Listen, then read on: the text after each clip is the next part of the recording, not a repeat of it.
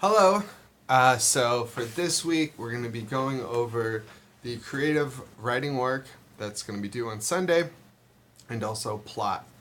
So let's start with the creating writing assignment. First off, you got to read Post-its, and so I'm going to pull that up now. Um, Really interesting play, in my opinion, where everything is read off Post-it notes as it says in the beginning of the play. So if you look at the stage direction, it says every line is read off a Post-it note. So I would love to see a production of this because I would imagine there's a ton of Post-it notes on the stage. Um, though I would imagine the actors would have these memorized so they wouldn't necessarily have their lines, but who knows? Anyway, you can kind of see how the post-it notes act as sometimes a literal post. They're post-it notes. Like that's what they're doing the job of a post-it note. So for example, hey sleepyhead, tried to wake you, not easy. Left you some coffee. Hope you like it black.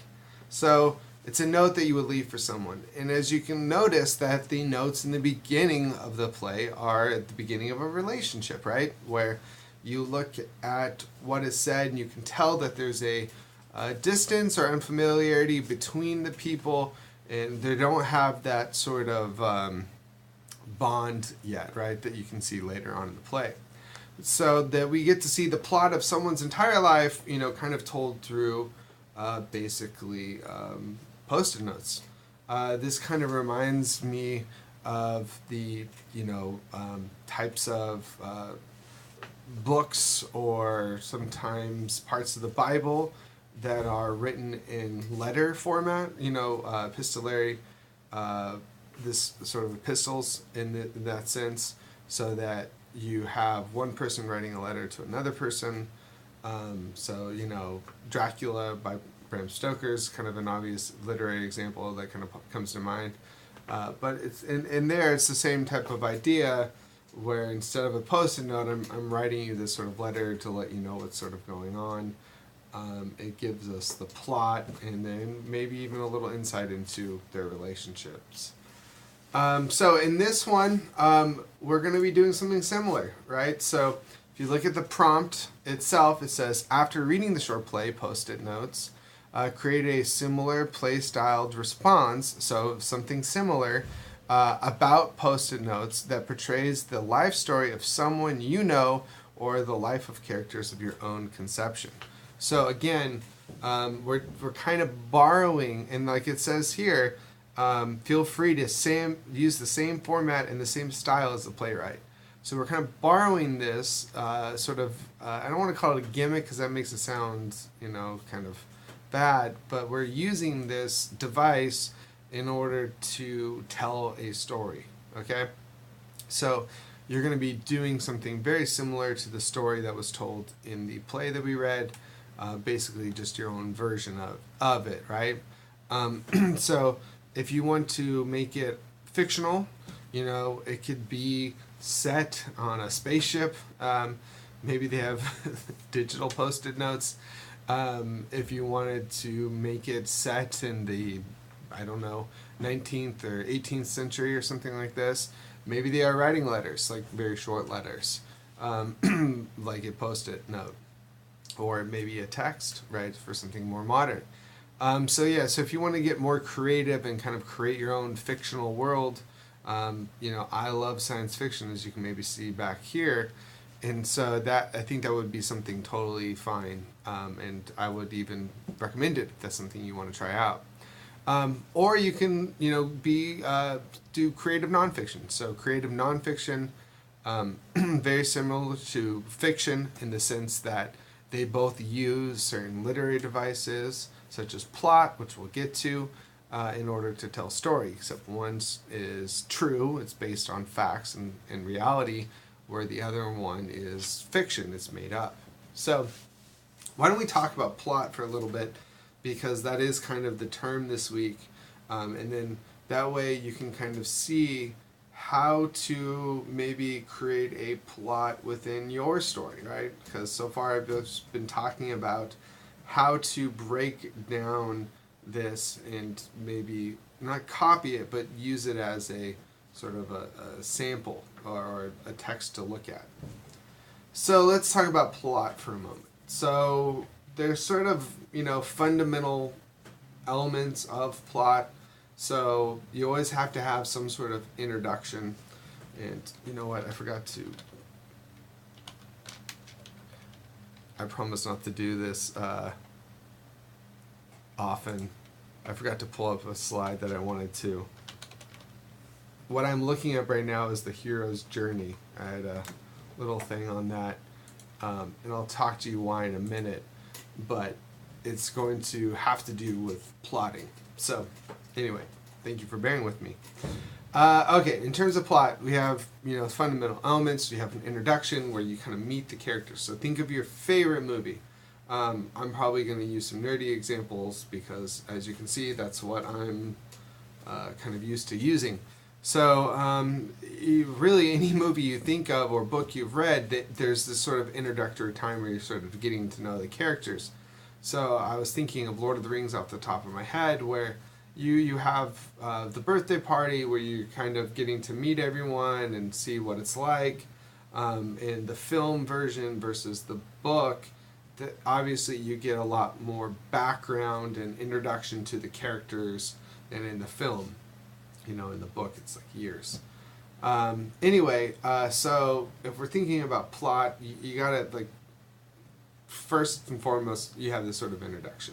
So in the post-it notes, you have the introduction maybe to them and their relationship.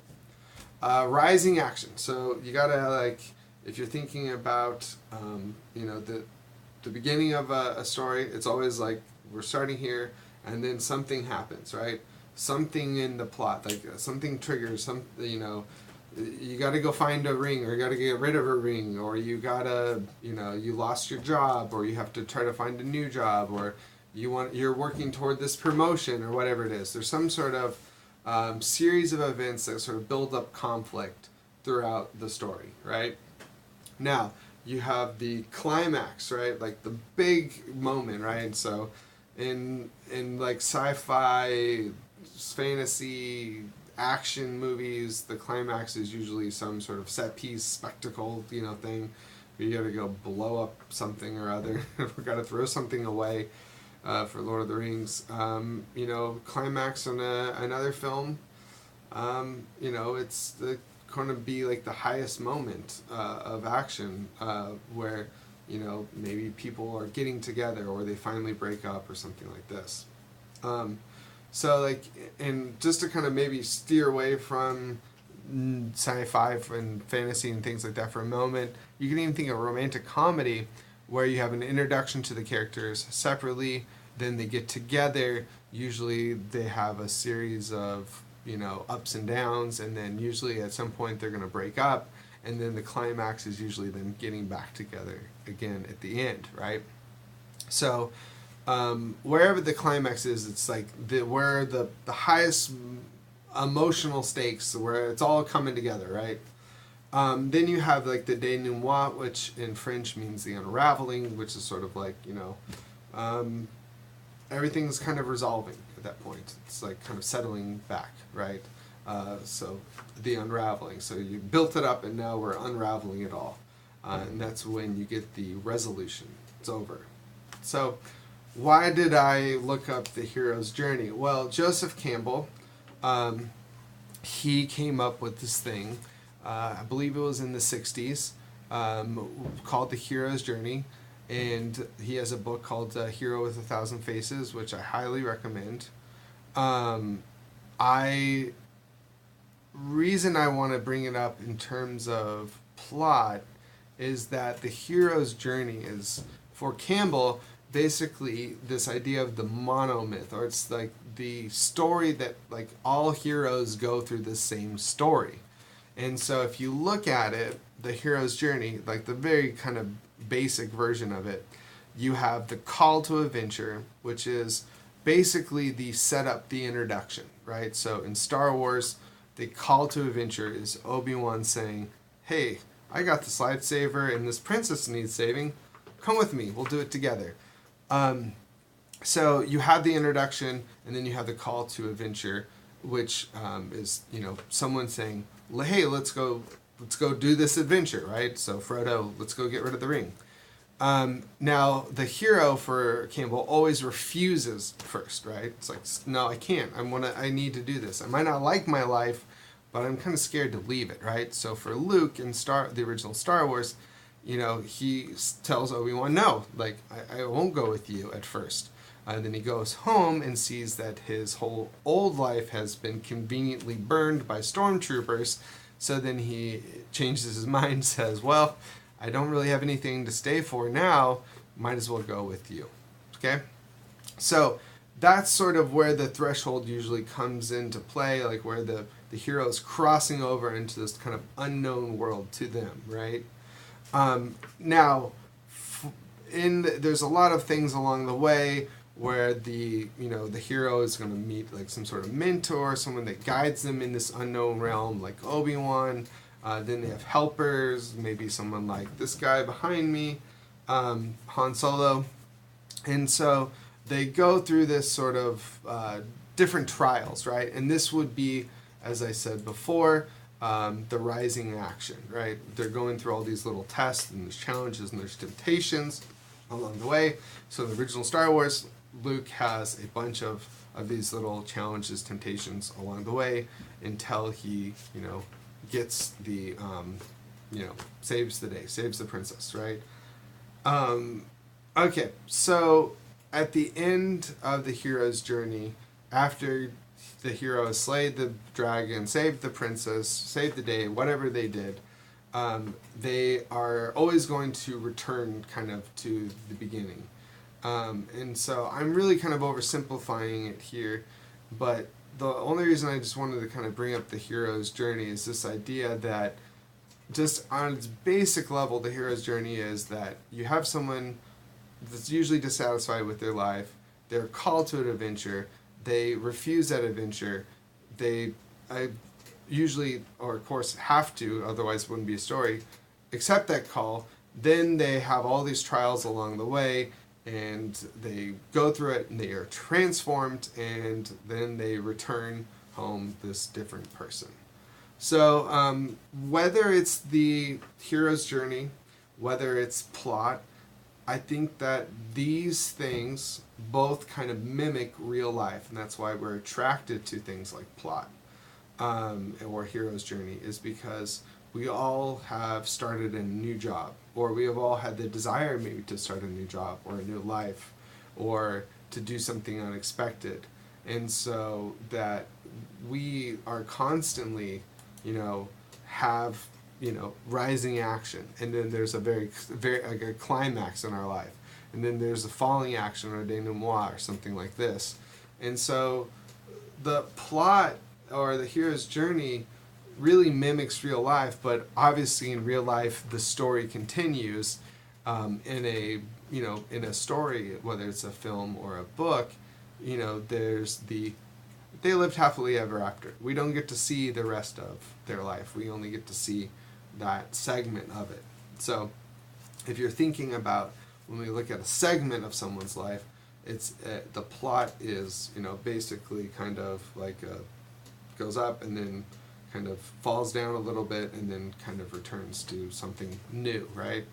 And so the whole reason I think that it's important to know plot is that if you know how to tell a story, then it's easy to kind of figure out how to sort of format it, right? Like what are the beats of this story?